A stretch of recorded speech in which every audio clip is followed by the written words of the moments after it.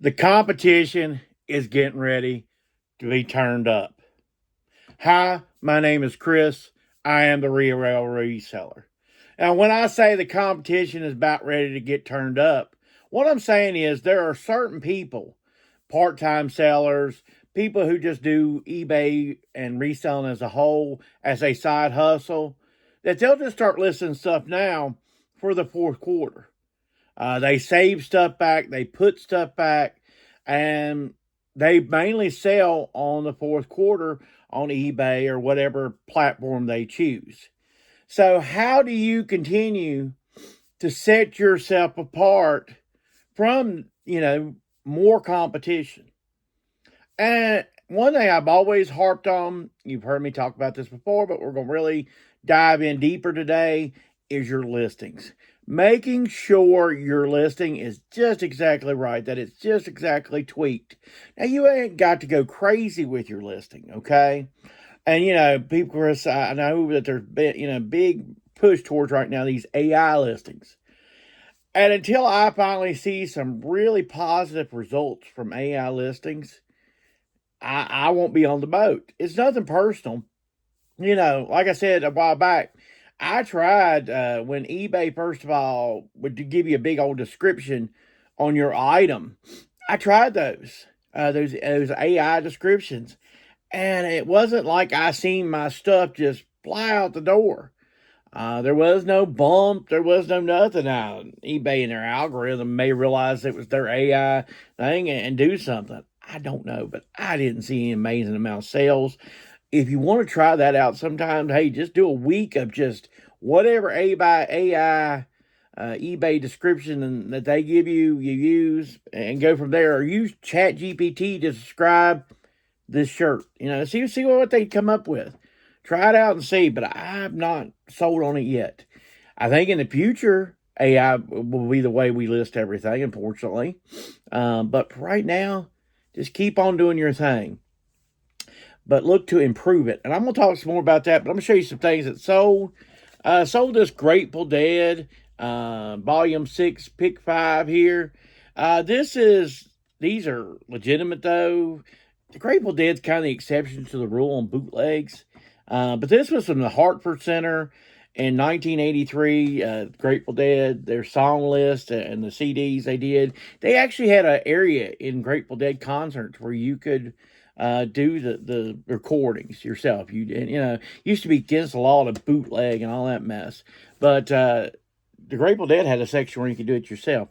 Anyway, $25 plus shipping on the Grateful Dead. That was just something I found in my downstairs basement again, folks. Sold this calculator. This is the infamous TI-84 calculator. Told you around school time they sell, but this actually still sold to the group out there in California. One bad thing, it doesn't have a back on it, and I'm going to take these batteries out because I never include batteries. If you want to include batteries in something, that's your thing, but I don't include batteries. But this was missing a back. What I figure, since it's selling to a group that, where set buys these calculators, they probably got plenty of calculators around that's not working that have backs on them. So they'll just pop off a back, put on another back, and they'll be right down the road they go.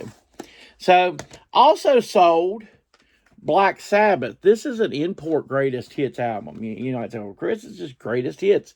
Why did this sell? Of course, Ozzy recently passed, but this is an import. Europe. It doesn't say which country on it, but it's when I got to looking at it, looking it up, this was the import version, $11 plus shipping on the Black Sabbath. Also sold A Son's Promise here. This is a DVD. The biggest character you'll know is Rick Schroeder. This is actually based on a true story. What it is the dad is he's off and away. He's a truck driver, not even very good father. The mother dies of cancer. This boy has to raise his kids. It's based off a true story. This is one of those TV movies back in the day in the 80s. I watched it because I was just curious myself. It's good. It's a little cheesy. There's your movie review for the day. Just like your weather reports, you don't check in here for movie reviews. So anyway, also sold Mutant X, 3 seasons of the Mutant X. a little bit over $20 plus shipping on the Mutant X. I want to continue to talk, though, about improving your listings. You know, we're going to be coming up after fall and stuff. We're going to come up on winter and stuff. And, you know, you may want to take even now and take a listing a day, something that's been sitting around for a while, and try to improve it. You know, change the cropping, change something about it, especially when you do a sell similar. You know, a lot of people just do a dump. Well, every 90 days I do a dump and I mark down my stuff. If there may be a reason why you're not catching the attention. You know, it's been said multiple times by eBay that Google, you know, in their advertisement picks up stuff with white backgrounds. I don't know if that's proof or not, but you need to make sure your item looks presentable. You can't, you know, I've seen before, and it'll be an expensive shirt. I've seen before there was, and I talked about it in a video a long, long time ago, but there was a Tommy Bahama shirt, like brand new with tags, nice shirt once you blow up on it. But the first picture was just like a shirt way up on a rack, you know, way up. You know, I was just like, I don't know how you expect people to buy that type of stuff when you don't at least think about it. What would encourage me to buy this item? What would be something I would do to buy this item? That's what you got to ask yourself. Take the right pictures. Put at least the bare minimum in item description. A lot of people, there's even people out there that run popular YouTube channels that tell you not to even put nothing in the item description. That's bad advice, folks. I don't care what, you know, you don't have to go crazy, but that's bad advice. Sold Starsky and Hutch, the 4 seasons here. This is complete. Starsky and Hutch only ran 4 seasons. And I also sold the same person a Johnny Cash CD set. I forgot to get it. When I do all this, what I'm going to do is pack everything I got, and I'll go get the CD set because it's not in the same room. I'm actually in the beginnings. I actually I've cleared out some of my downstairs. I'm actually moving inventory downstairs. So, and probably there's 300 items. If I was to give a rough number of what's downstairs now. So as I'm clearing room out, the inventory is moving down there. And like I said, eventually one day, man, we're going to see some big changes. There's not going to be there. I know there's already changes downstairs. There's already, my garage has quite a bit of space right now. Sold this Ecstasy. It's a Carnival Cruises. It's a Delta. Made in the USA, so you know this is an old type tank type shirt. Got $12 plus shipping on the tank top. I love tank tops, stuff like this. You know, of course, easy to ship, low shipping. I do think, I'm going to say comment on this. I think one thing that's hurting clothes sales right now as a whole, as you'll see me actually show you quite a few clothes selling, but I think is the shipping rates. And I'm toying around personally with flat rate shipping on clothing. I haven't completely changed it, but a lot of my new listings do have a flat rate shipping type thing. Like something like this would have a $5.99 type shipping rate. I don't know if it has it, but that would be the kind of idea. This would have a $5.99 shipping rate. This would actually, what I'm getting ready to show you next, would be more of, I would just let it go at the weight because it's kind of heavy. This shows you how the trend is going. This is a Goodfellow. This is a Henley type shirt. It's a thermal type shirt. You know, it's starting to get cold. These type shirts are just great for the fall. You know, you're not ready yet to throw on a big jacket or something, but on a cold morning, this really hits you. You know, it really helps you out. I know once again, you're not ready for weather reports. Sold a 3 extra large, what's the brand? Sahara here, new with tags. It's Virginia Tech. And the nice thing about this, it's also a Big East tag on it. Tech used to be part of the Big East. I tell you, this time of year, your football stuff will sell. Everybody believes, even though Virginia Tech lost yesterday, everybody believes for one moment their team is the best team on earth. And then they get disappointed. As I got disappointed. It happens. It happens every year. So that's why I always tell you about late July. You need to get all your college clothing, all your NFL clothing up. A lot of times that stuff is hoodies and stuff anyway that will sell too because the weather is getting cold. It's getting worse. So it's just natural thing that it's going to sell. Plus, like I said, people believe that their team is going to win. Sold this Cody James Pearl Snap shirt. We got $9 plus shipping. On the Henley earlier, I didn't think I mentioned it, but it was also a $9 plus shipping type thing. You got that at a yard sale or a dollar day sale. I didn't pay a whole lot for it, but like I see something like that. I see it new with tags for cheap. I go ahead and grab it. I'm going to show you this is the final sold, and then we'll finish talking about the listings. This is the Axis. This is just a regular silk shirt. I always put the thing like abstract, geometric, and see what we're talking about, listing type thing. You want to put keywords, good keywords that most people look for. I know a lot of people who use the term hobo, and I don't know, there's a lot of terms out there. But look at sometimes, these people that sell a lot of items, see the terms that they're using. A lot of times, I look, when I click on a sell similar, I always try to pick a sell similar from a sold, okay, instead of just the first thing that pops up. I try to use a sell similar from a sold. I try to look for the one that looked like it sold for the highest price.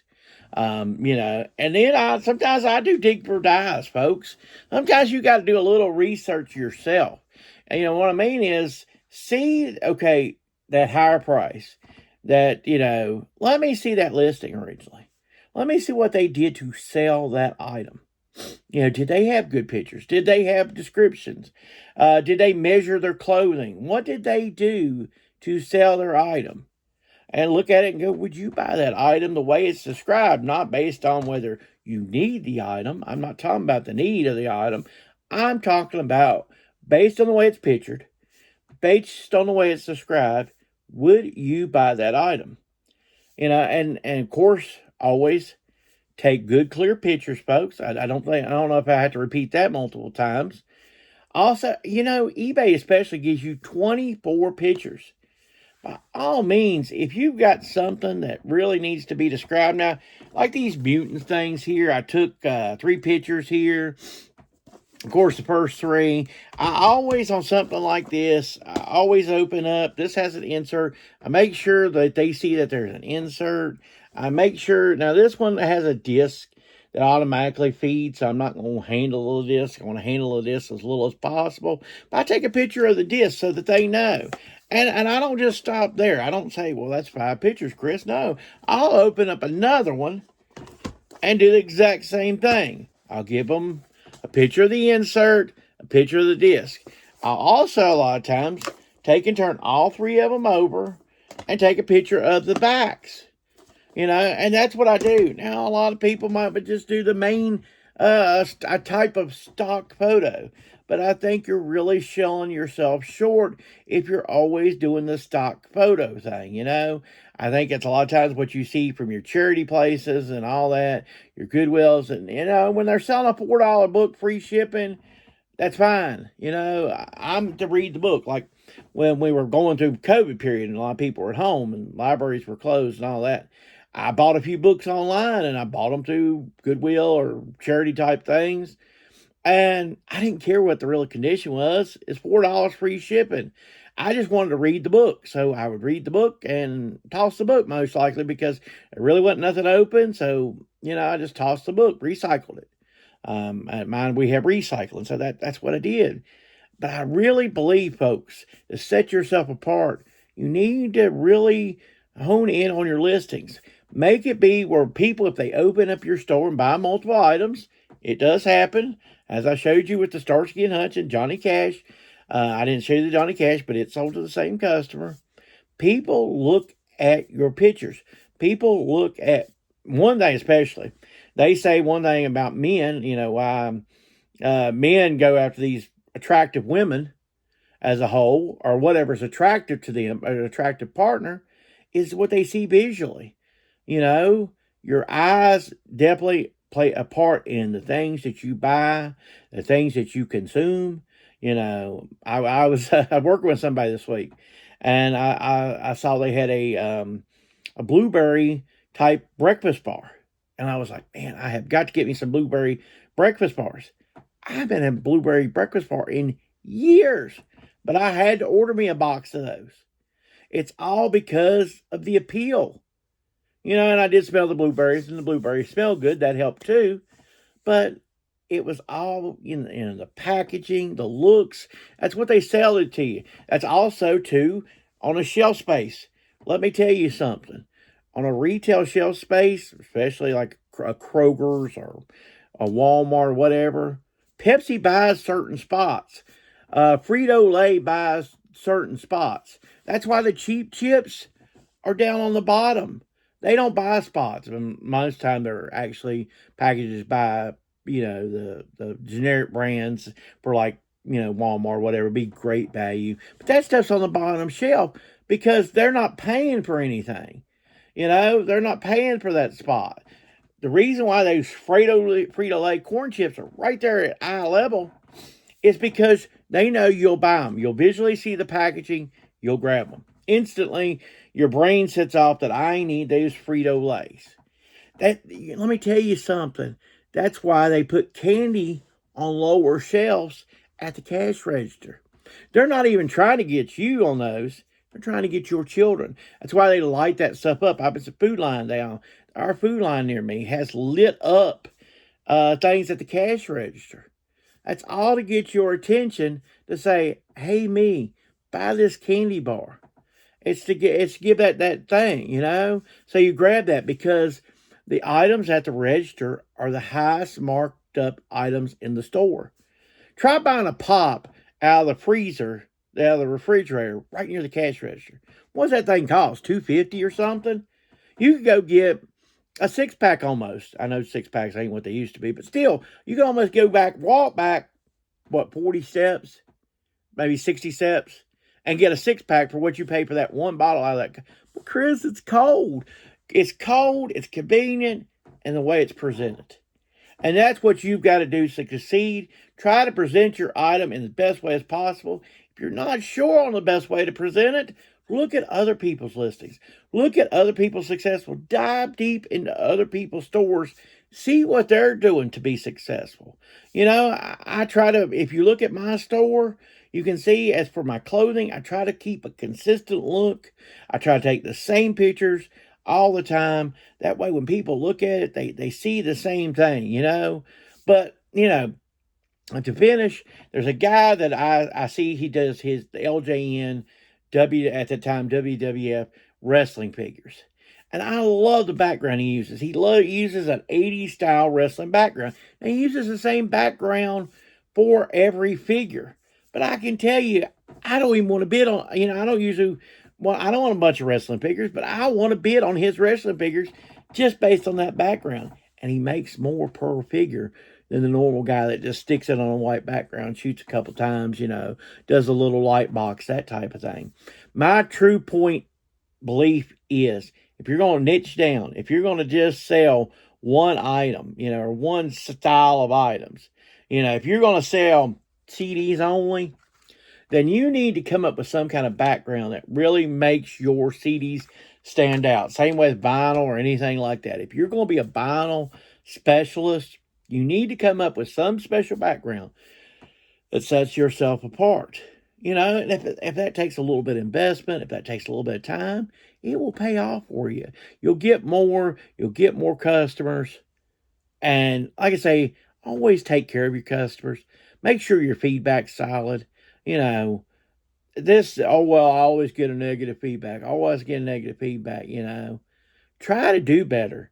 If you're getting multiple negative feedbacks, ask the customer. Say, I'm not asking you today to remove it. I want to know why you gave my negative feedback. I'm trying to become a better reseller. I want to know so I can become better. Not that I'm trying to get you to remove it. I want to be better. If you like this type of content, if you like a guy just rambling on about how you need to do better on your listings, how I need to do better on my listings, give me a like. Subscribe to the channel. I appreciate all of you here. Have a great week, and I hope you had a great Labor Day weekend.